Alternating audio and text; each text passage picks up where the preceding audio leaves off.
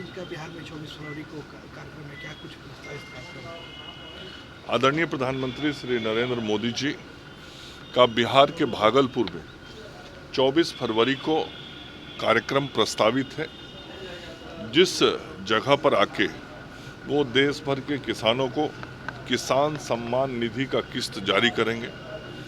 साथ ही बिहार के किसानों की खुशहाली के लिए, बिहार के किसानों के विकास के लिए भी अपनी बातों को जनता के सामने, किसानों के सामने रखेंगे। उस दिन किसानों को सम्मानित भी किया जाएगा। तो आदरणीय प्रधानमंत्री जी की उपस्थिति में किसान का सम्मान भी होगा, किसान के विकास की बात भी होगी और किसानों के खाते में निधि भी जाएगी।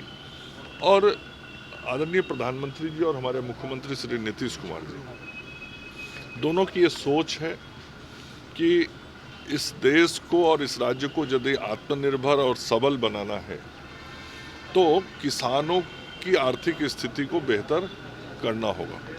और बिहार में भी लगभग 70% आबादी जो है उसकी अर्थव्यवस्था कृषि पर आधारित है। तो समग्र रूप से किसानों के विकास के लिए हम सब लोगों ने बिहार में मुख्यमंत्री जी के नेतृत्व में चतुर्थ कृषि रोड मैप बनाया हुआ है और उस चतुर्थ कृषि रोड मैप के तहत समेकित रूप से विभिन्न विभागों से समन्वय बना के काम होता है। तो आदरणीय प्रधानमंत्री जी जब 24 को आएंगे तो चतुर्थ कृषि रोड मैप के तहत जो कुछ विकास हुए हैं वो भी हम प्रधानमंत्री जी के सामने विषयों को रखेंगे। और अभी केंद्रीय कृषि मंत्री श्री शिवराज सिंह चौहान जी आए थे, उनसे हम लोगों ने यह मांग रखा है। उस बैठक में हमारे माननीय उप मुख्यमंत्री श्री सम्राट चौधरी जी भी थे कि बिहार को केंद्र सरकार से कृषि के क्षेत्र में और सहयोग बढ़ाया जाए और आगामी जो बजट है उस बजट में बिहार को मिलने वाली सहयोग राशि और सहायता को बढ़ाने का काम भारत की सरकार करे। और उन्होंने सकारात्मक बातें कही शिवराज जी ने। तो मुझे उम्मीद है कि आगामी जो बजट भी होगा भारत सरकार का 2025-26 का, उसमें भी बिहार के किसानों के विकास के लिए केंद्र के सहयोग की राशि बढ़ेगी। सर, दिलीप जायसवाल जी ने कहा है कि फादर ऑफ क्राइम का अवार्ड लालू प्रसाद यादव को देना चाहिए। फिर उन्होंने पलट कर आरजेडी कहा है कि नोबल ऑफ अवार्ड देना चाहिए बीजेपी के शीर्ष नेतृत्व को। इसमें कहीं कोई दो मत है। आप ही मीडिया के मित्रों के पास लालू जी और उनके शासनकाल के इतने सारे वीडियो रिकॉर्डिंग रखे होंगे जिसमें कैसे अपराधियों को मंच पे बुला के वो सम्मानित करते थे, किस प्रकार से अपराध से पीड़ित व्यक्ति मुख्यमंत्री के गेट के सामने जाके गिड़गिड़ाता था, जिसके घर में अपहरण हो गया रहता था वह भी मुख्यमंत्री आवास ही जाता था, चूँकि सबको मालूम था कि यदि किसी का अपहरण हुआ है और वो छूटेगा तो उसकी चाबी मुख्यमंत्री आवास में ही है। मतलब वहीं पे सारी बातें होती थी।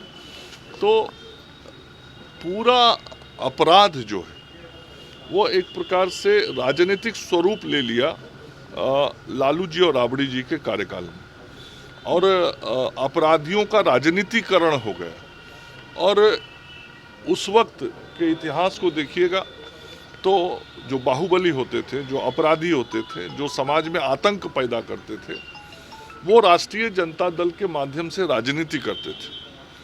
तो ये तो सत्य है। उनको अपराध और अपराधियों को संरक्षण करने का जो सर्वोच्च पुरस्कार है वो दिया जा सकता है। मंगल जी, उत्तराखंड में कॉमन सिविल कोड आज से लागू कर दिया गया। कई राज्यों में मांग उठ रही है, बिहार में भी आप लोगों की सरकार है, तो क्या इसको लेकर के कोई आप लोग विचार भविष्य में कर सकते हैं या बातचीत करेंगे?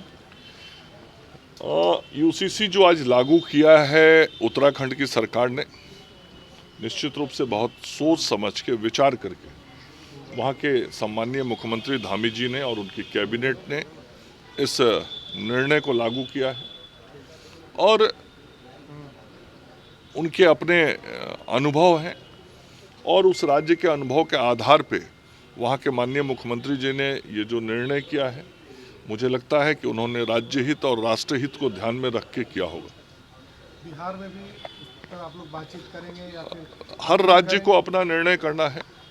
आज उत्तराखंड में ये लागू हुआ है तो मैं जरूर समझता हूँ कि वहाँ के मुख्यमंत्री धामी जी ने उत्तराखंड राज्य और राष्ट्रहित को ध्यान में रख के अपने राज्य में ऐसी नीति बनाई है। सर, नेता प्रतिपक्ष ने कहा है कि प्रधानमंत्री आ रहे हैं, भागलपुर चुनावी वर्ष है और फिर से एक बार जुमलेबाजी करके चले जाएंगे। नेता प्रतिपक्ष करते क्या है हमको ये नहीं समझ में आता है। घर में बैठ के ट्वीट करते हैं, फिर वही आप लोगों के प्रश्न का आधार बन जाता है।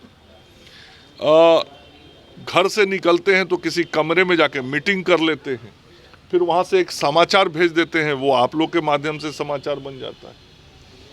फिर गलती से कभी बिहार के किसी कोने में जाते हैं तो आधा एक घंटे में कार्यकर्ताओं को चेहरा दिखा के वापस आ जाते हैं। तो ना जनता से सरोकार है, ना कार्यकर्ताओं से सरोकार है और ना जनहित से सरोकार है। और ऐसा होना कोई आश्चर्यजनक नहीं है, इसलिए कि यही उन्होंने अपनी पार्टी से और अपने पूर्वजों से सीखा है। मतलब पूर्वज मतलब जो उनके पार्टी के वरिष्ठ पुराने नेता हैं, और चाहे उनके पार्टी के राष्ट्रीय अध्यक्ष जी हों, पूर्व मुख्यमंत्री राबड़ी जी हों या अन्य नेता जिनके सानिध्य में वो राजनीति करना सीखे और आज राजनीति कर रहे हैं, सबने ऐसा ही किया। बिहार की जनता को ठगा है, बिहार की जनता को मूर्ख बनाया, बिहार की जनता को अपराधियों के शरण में लेके चले गए, ये भी वही करने में लगे हुए हैं। तो बिहार की जनता जान रही है राजद की वास्तविकता, और इसीलिए राजद को हर चुनाव में जनता अपना समर्थन नहीं देती है। और इस बार 2025 के चुनाव के बाद